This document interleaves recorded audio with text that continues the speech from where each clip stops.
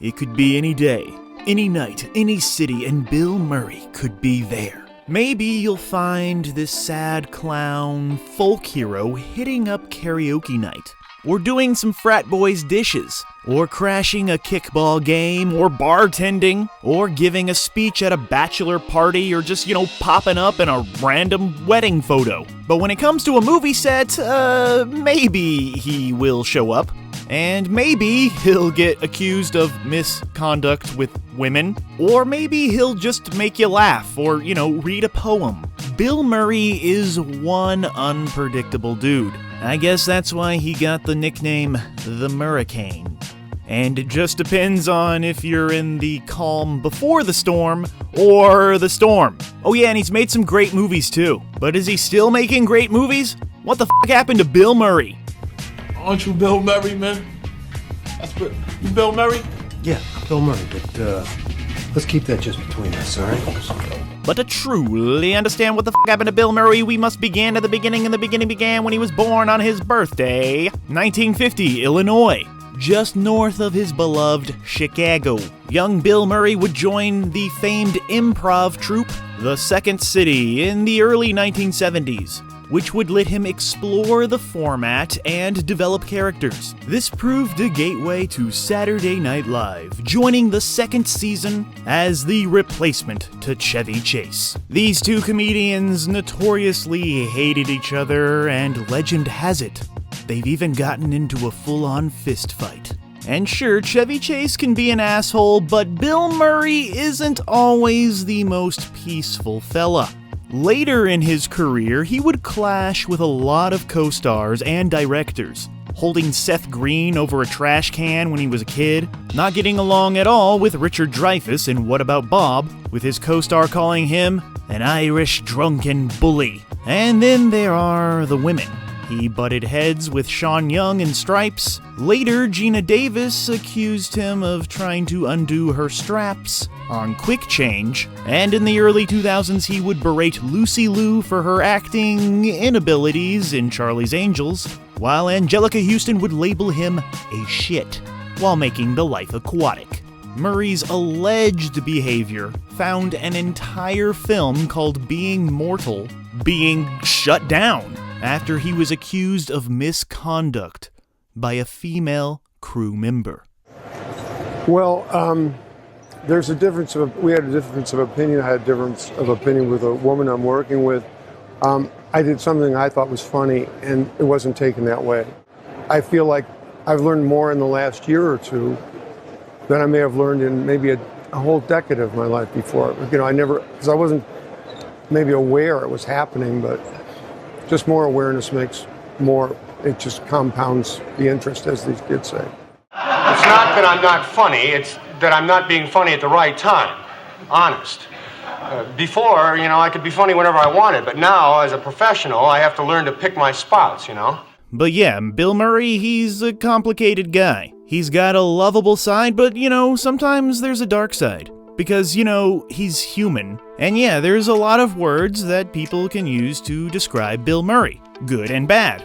But one of the good words is loyal. But that doesn't mean he'll always show up on time. But the guy will stick with you if you've earned it. Consider his frequent collaborators, which has resulted in some of his finest career-defining work. When he wanted to be a movie star, he teamed up with Ivan Reitman for Meatballs, later returning for Stripes and the original Ghostbusters movies. This is where Harold Ramis comes in, and after many collaborations, Ramis got behind the camera for Groundhog Day, which would again help redefine, at least for a moment, Bill Murray as an actor, with genuine depth. But unfortunately, Harold and Bill, they hated each other. And that feud lasted for years and years. But it was finally squashed, as Ramis was pretty much on his deathbed. And everybody forgave each other, and it was beautiful, and just laughed and talked like it was the good old days. And then there's Wes Anderson, who would cast Bill Murray in Rushmore, and immediately found a kindred spirit.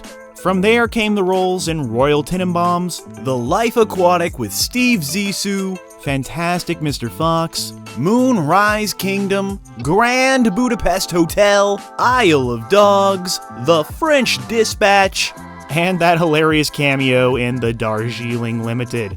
And that's kind of what Bill Murray is best at. Cameos. Whether he's cameoing in life, just stopping by a party, hello, I'm Bill Murray. Or, cameoing in a movie, just stopping by, hi, I'm Bill Murray, like he did in Zombieland. Everybody wanted to be part of the cult of Bill Murray. Hipsters wear him on a t-shirt, y'all. And then Bill Murray would push the boundaries of his acting abilities while remaining true to himself. And this next stage in his acting career, it was really launched by Jim Jarmusch, who had cast Bill Murray as himself in Coffee and Cigarettes, later casting him in Broken Flowers, The Limits of Control, and The Dead Don't Die. So yeah, who didn't want a piece of Bill Murray? The guy is a legend of his own making. He's a wild, out-of-control artist who, just doesn't give a about anything, kind of like Hunter S. Thompson, which he played in Where the Buffalo Roam. I really like when Bill Murray plays real people. He'd later do that in Ed Wood, and he'd play FDR in Hyde Park on Hudson, which at first sounds weird, but then you watch it and you're like, yeah, this is kind of perfect casting. When he had room in his Saturday Night Live schedule, he did Caddyshack, bringing us his first iconic character to the screen. And he steals all the scenes that he's in, he steals the whole movie. He had another scene-stealing turn in that movie Tootsie, and yeah, Ghostbusters, it just wouldn't work without him. But Bill Murray, he doesn't just want to make us laugh, he wants to make us think, which explains his dedication to bringing the razor's edge to the big screen, which is kind of a perfect example of who Bill Murray is and what he wants to do. He doesn't want to do a Ghostbusters sequel, he wants to make this kind of stuff. But in order to make this kind of stuff, he has to do a Ghostbusters sequel. So yeah, he absolutely hated working on Ghostbusters 2. That dreaded time was enough to put him off acting for a handful of years, not starring in a film until, Scrooged. An almost too perfect casting choice. And yeah, because of this, Bill Murray is almost an unofficial Christmas character, especially after he did A Very Murray Christmas. Before we continue with our video, here's a reminder to click the Store tab on any of our Joblo channels and browse our collection of the latest and freshest designs in our merch store. Go get you some. But when Bill Murray was, kind of struggling to find his way, even though, he didn't give a fuck about finding his way, but yeah, still, the 1990s did offer him a shot at redemption, taking on directorial duties for Quick Change, playing OCD in What About Bob, and co-starring alongside Robert De Niro in Mad Dog and Glory, while giving a brilliant existential performance in Groundhog Day. And while he was doing all of that, he was actually throwing frickin' strikes and being frickin' hilarious in Kingpin, and another hilarious cameo in Space Jam. Even before becoming the cult figure he is today, Murray's filmography is just like his personality, unpredictable, as we could see in the next decade, the 2000s, where he would bring us stuff like Charlie's Angels and Hamlet, and Osmosis Jones, but then he hit absolute perfection again in Sofia Coppola's Lost in Translation. This offered yet another full transformation as an artiste. And in this, he gives a performance that we all knew was there all along, but Murray had never really been given a true shot. And Sophia, she gave him the perfect story to express himself and just play around. It's a wonderful satire on fame and isolation that'll warm your heart and make you shed a tear. It's just a beautiful film. And for it, Bill Murray was nominated for Best Actor at the Academy Awards, which was really, really cool, but he totally didn't give a fuck about it, which is why he's totally cool. And the Oscar goes to Sean Penn, Mr. River. For the Best Picture, there, of course, is only one winner, and that is Caddyshack.